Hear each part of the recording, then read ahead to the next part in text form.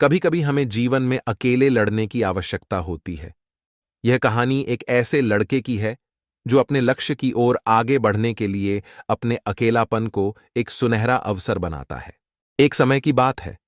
एक छोटे से गांव में एक लड़का रहता था। वह बहुत सपने देखता था और अपने लक्ष्यों की प्राप्ति के लिए प्रयास करने का निरंतर जुनून रखता था। परंतु उसके पास न कोई साथी था, न कोई गाइड करने वाला।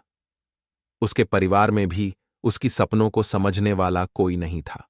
इसलिए उसे लगता था कि वह अकेलेपन की जंजीरों में बंद है और उसके सपने अधूरे रहेंगे।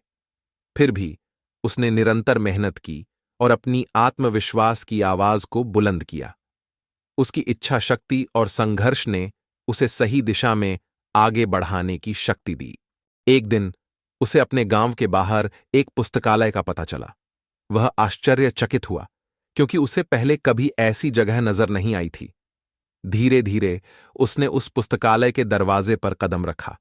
वहां जाकर उसने देखा कि लोग पुस्तकों के बीच खोए रहते हैं और वहां की शांतिपूर्णता और ज्ञान के वातावरण ने उसे संतुष्ट कर दिया। अपनी उत्कृष्टता को पहचानते हुए उसने निर्णय किया कि वह पुस्तकालय में समय बिताएगा।